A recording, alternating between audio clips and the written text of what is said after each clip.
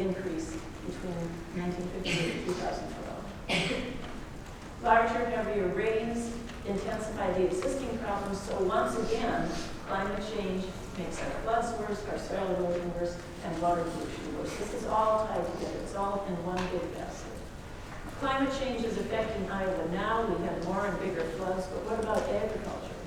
Well, nationally, agriculture contributes about 10%, up 9%, of the total greenhouse gas emissions that we put into the air. So that's a significant amount. But at the same time, it's kind of like the dog you feed coming back to bite you. The agriculture also suffers because of climate change. We have more flooded fields, we have more topsoil loss than before, and in many other ways. One of the ways, of course, is the fact that the farmers still are trying to get into their fields and harvest their crops for this year. And that's a huge, huge cost to them, both psychologically and financially. So this is all really been related to climate change. Okay, what about global carbon dioxide or climate change effects?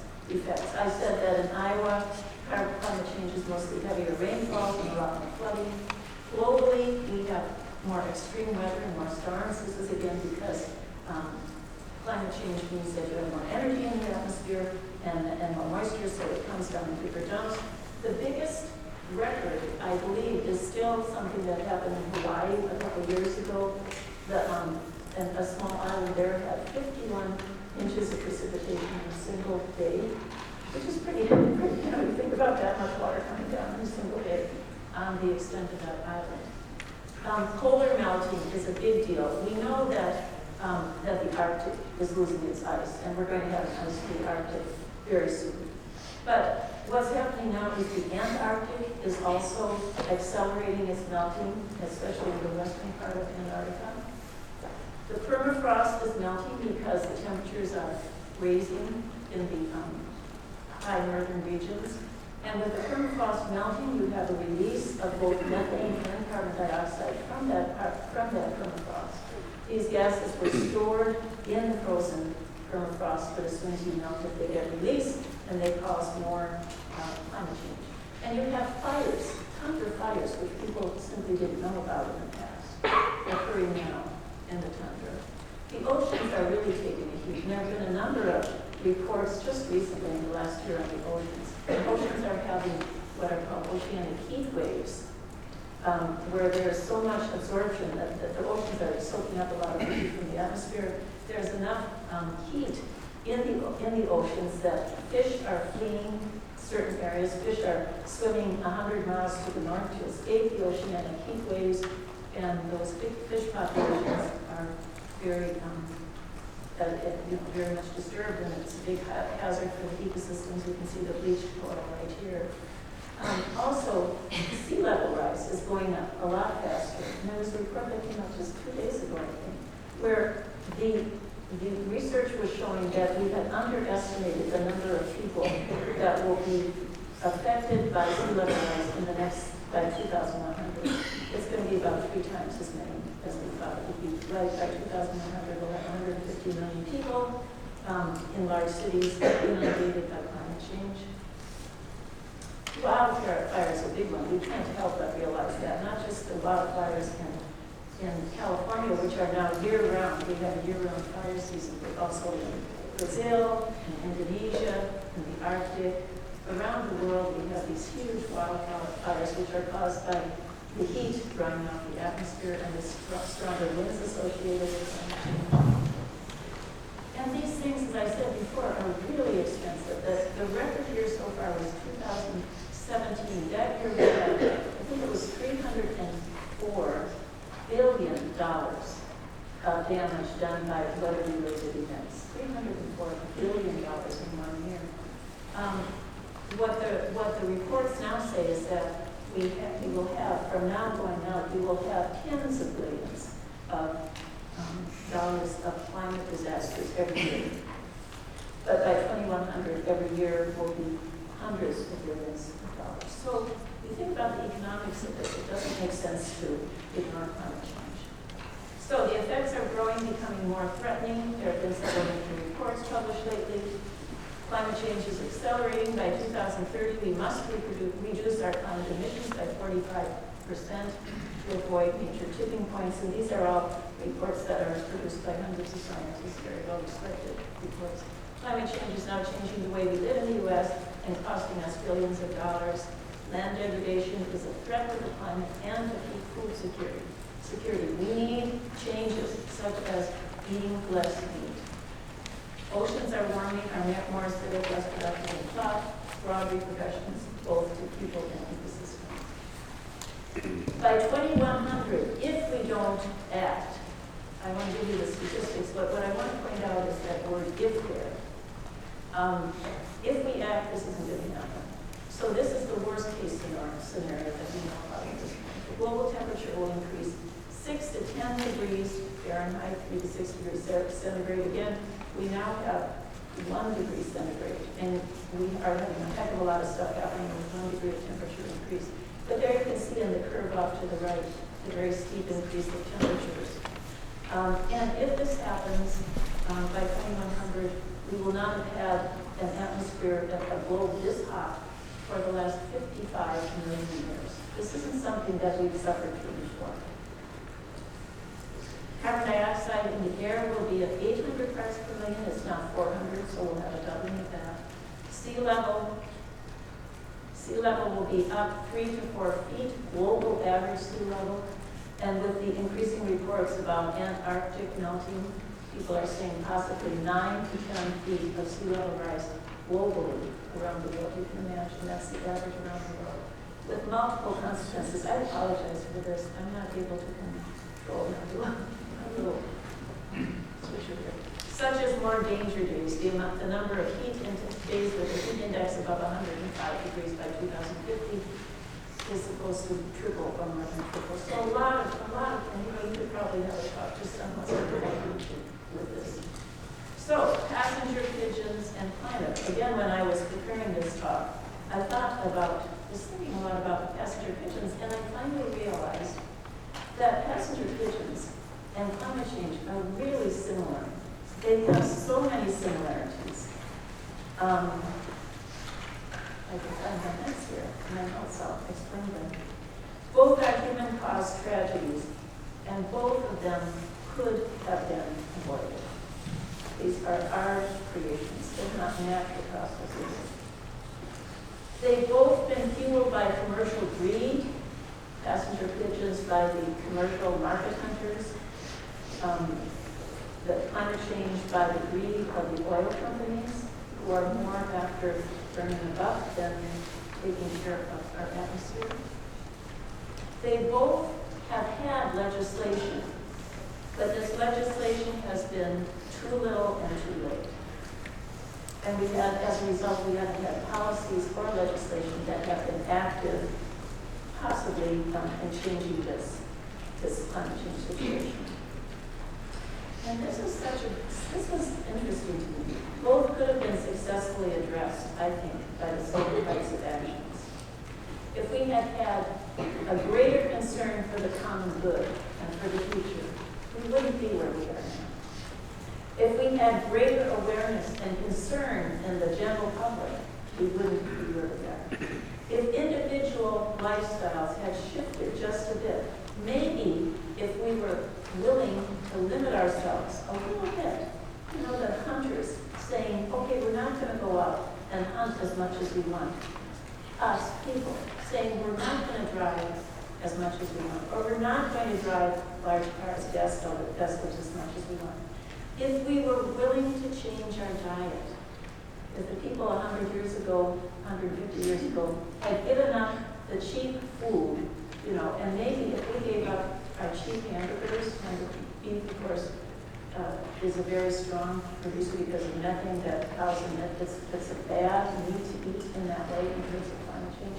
If we changed our diet, that would do a lot.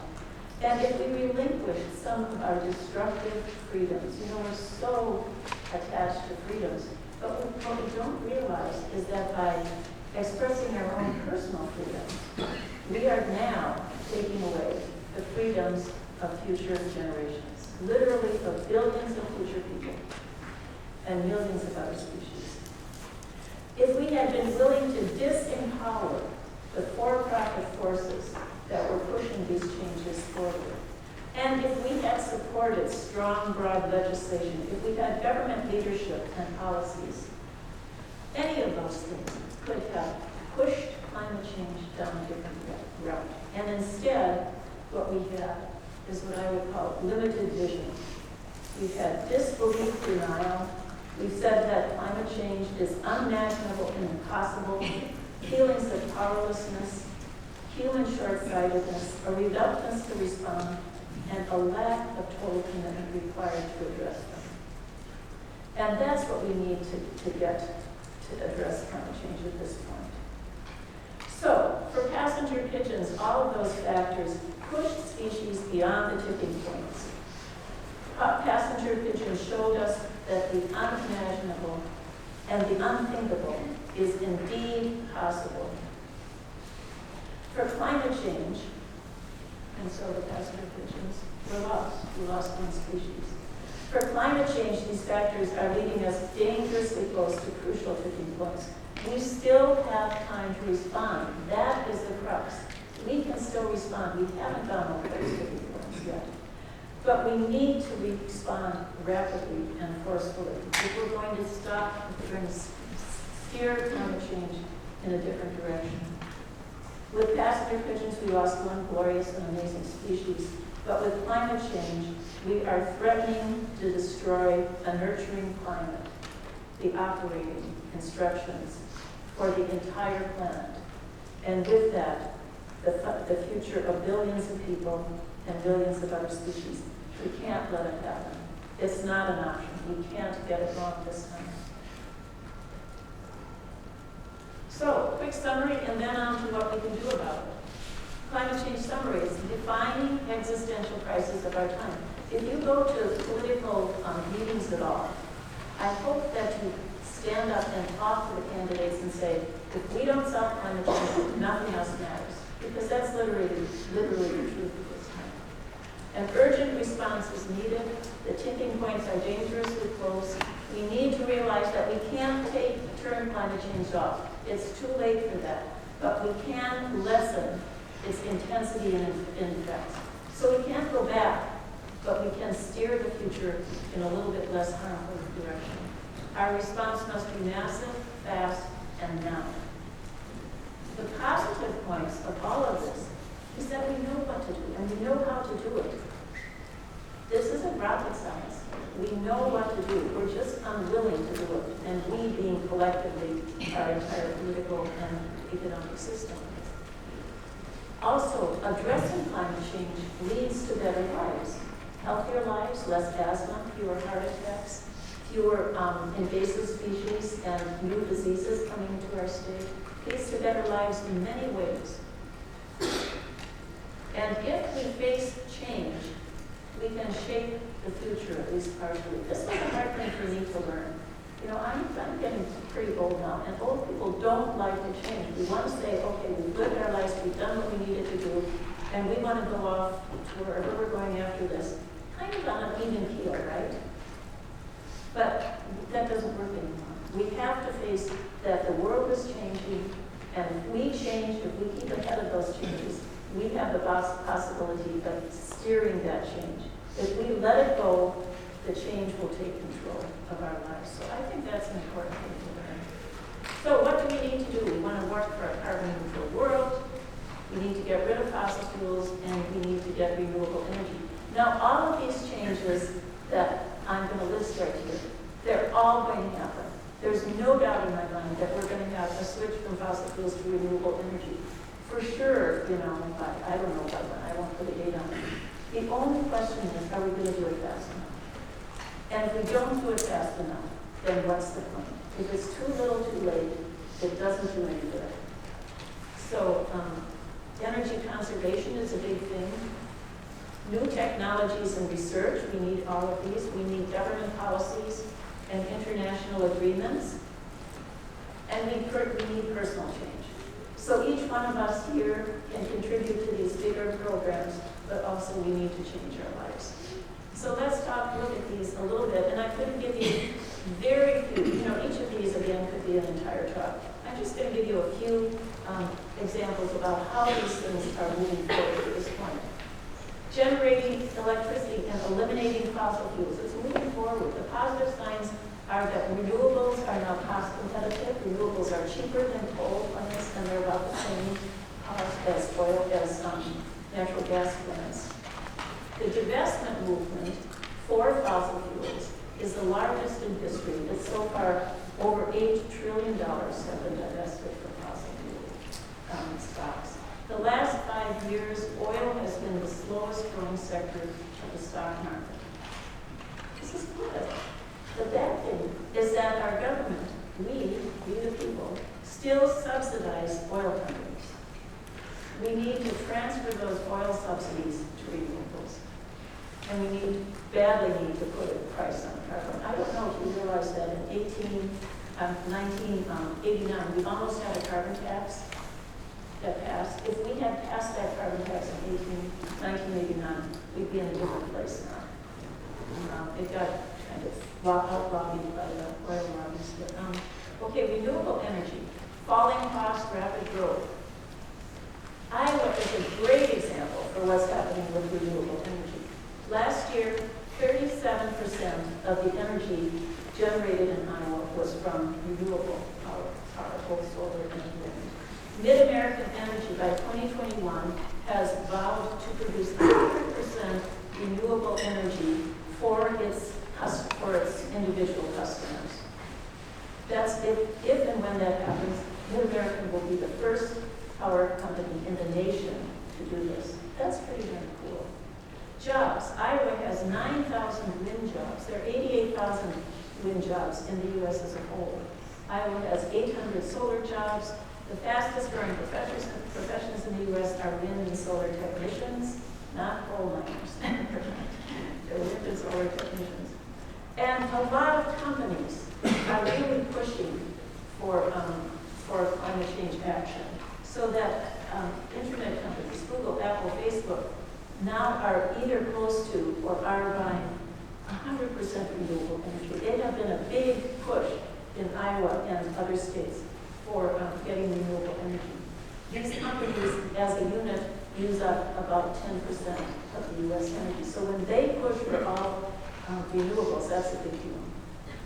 The rest of the world is moving forward. We are so isolated in this country, and we don't realize this. China is the poster child at this point of solar technology. China is the country, solar panels were invented here in the United States. But where is the solar panel market now? Who's producing them? China and Germany. They've stolen that technology for us because we have not utilized it. China's making most of the power plants, the solar panels now. Their solar installations are huge. You can see them from space, from photographs from spaceships. India has vowed or made a pledge to reduce its fossil fuel emissions by 60% by 2016, 2026 or 27, I don't remember. And both China and India last year had a decrease in their global fossil fuel, their greenhouse gas emissions. They're not carbon neutral by any means, but they had fewer than the year before. Here in the U.S., ours increased. Africa is doing a lot with distributed energy, having solar panels, and then batteries that store the energy, and lights or whatever in schools and remote locations. They're doing a good job of that. Great Britain and Australia, in the last year, both of these countries, for the first time ever, had more power generated from renewables than from fossil fuel. And Australia, I think it was just yesterday that report came in. Last week, Australia had a period when most of its, the majority of its energy came from things, and most of that was actually from rooftop collectors. The European Union has a very strong program for controlling greenhouse gas emissions. They want to, let's see if I can find it here. By 2030, the European Union has pledged to reduce 40% of its greenhouse gas emissions. In other words, we cut its greenhouse gas emissions as a whole by 40%. And about a third of that will come from renewable energy and another third from energy efficiency. So they are really working hard on this. And there are many countries, as well as cities and states and provinces and the like, that have pledged to be carbon neutral by 2050. Canada, New Zealand, Britain, 16 more. So let's look at energy efficiency here. We now know how to build buildings that are carbon neutral, like this building in Beijing, which generates all of the electricity it needs from the solar panels there. And we also know how to build buildings that are carbon negative. They actually pull more carbon from the atmosphere than they release into the atmosphere. Old buildings also are getting retrofitted. New York City has a law, which is the most progressive in the country, to cut carbon from its older buildings. The older buildings will have to, by some date, which I don't recall, cut the carbon from those older buildings by 40% or face stiff fines. And New York State, again, is pledged to become carbon neutral by 2040. Okay, new technology. Switch to electric vehicles is the big thing that's going on now. Tesla is the biggest seller of these cars, but VW is going to be going all electric by 2026. Ford will have 40 electric models by 2022. Billions of dollars are being put into charging stations. China, Britain, and Norway, believe it or not, are talking about banning fossil fuel cars for their country. Both the manufacture and the use of fossil fuel cars in their countries, which is pretty neat. China also has now 350,000 electric buses. Many cities, Los Angeles, Paris, and London, and others, are going to all electric. They're going to be there by 2025. Amazon, just I think last week, ordered 100,000 electric delivery vans that will be delivered to them and used by them by between 2021 and 2024. So the switch in vehicles is going fast, much faster than we had expected. Governmental policies, laws, and agreements, not so hot. The Paris Peace Accords, you know that last week our president signed the papers to pull us permanently out of the Paris Peace Accords, the only nation in the world, almost 200 nations in the world that have signed that, and we are the one that's pulling out formally. But when he said that he wanted to do that, when he was first elected, a lot of cities and countries formed a movement that's called We Are Still In. And that included Johnson County, Lynn County, Luther College, Iowa City, Des Moines, and several other places in Iowa. And these governmental entities, these cities and states, cities and counties, said that they are going to work for the same standards that they would have if the Paris Climate Accords were still in existence. Iowa City has a very strong climate action and adaptation plan. Reduce, 40 or 50% by 2026. And they apparently are on target for reaching that goal. Putting a price on climate. Citizens Climate Lobby is a very active and very good group that's working strongly to have a bipartisan cut in greenhouse, a carbon and dividend tax based on carbon.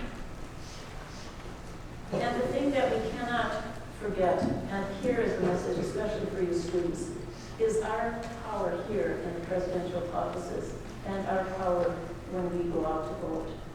So we simply need to get more votes. We need to get people saying we are going to vote for a person who takes climate change seriously and is going to work toward it. And I think that if the students, if you did one thing, it would be to talk to your friends, to your roommates, to your boyfriends or girlfriends, whatever, and to say be sure to vote and be sure to talk about and vote for somebody who is working on climate change. Because I honestly think, we've kind of gone backwards in terms of climate change in the last 3 years.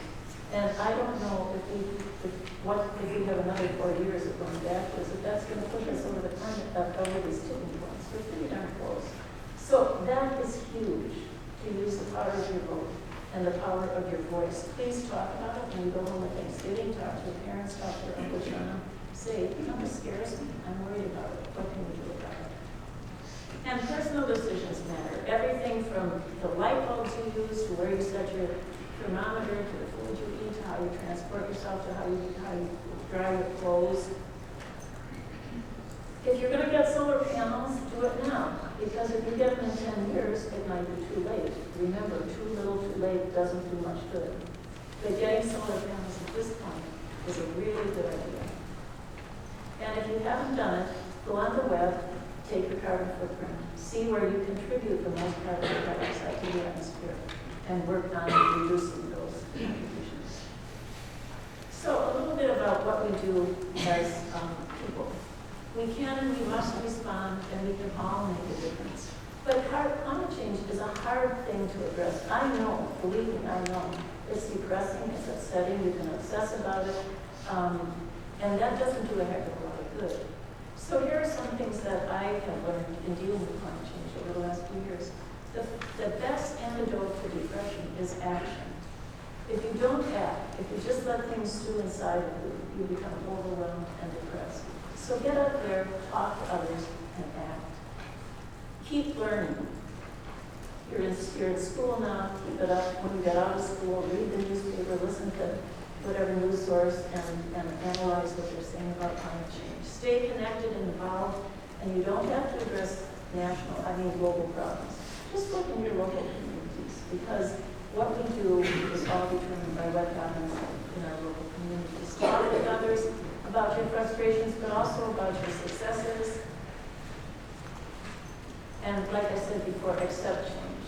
Realize that your lives probably aren't going to be the way you thought they might be when you were 6 years old. They're going to be different. But that's not necessarily bad, especially if you accept the change and if you try to guide it in a constructive manner. And advocate. The topic is the elections. Advocating is so important.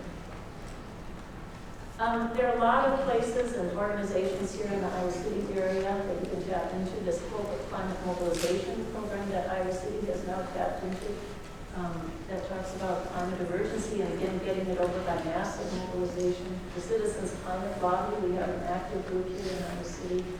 Grannies, 100 Grannies for a Livable Future. And is it cool or not that we had Greta here? I mean, how cool could that be? And there is, as you know, an ongoing school strike for climate here in Iowa City. There's some magic to this, I'm convinced. The University of Iowa Environmental Coalition, I know some of the people in that group, and it's clearly a new group of passionate activists. And Iowa City, once again, these are supported there, and they're more supported. Okay, work to stay positive. It doesn't do any good to get depressed. Climate change, see climate change as an opportunity, not a curse. It's an opportunity to get more jobs, to get cleaner jobs, to get better health, as I said before, to be more creative, to be more positive about life, many things. It's an exciting time to be alive. Your lives and your contributions will make a difference. I talk to a lot of student groups, including kids in high school and even junior high. And I try to say this to them, that, you don't decide. If I had chosen to be born, I probably would have chosen to be born in a time of climate change. But that doesn't matter because you're here. And so what you can do is say, well, let's turn this into something positive. And if you say, this climate change allows me to let my life be really meaningful and to do really positive things. And this is something that we all can do, no matter what our age and occupation. So I think we're in a race now. I said all these things are going to happen. We don't know who's going to win, but we know that the Earth is changing quickly, and we're trying to change quickly in response. But we need to do more and faster. So our goal should be trying to help speed up the positive transition. I think that hope is one quality that's really important. Hope is not a noun, it's a verb. That's the way I see it. It's a way of thinking, it's renewed daily, and it defies self-fulfilling prophecies.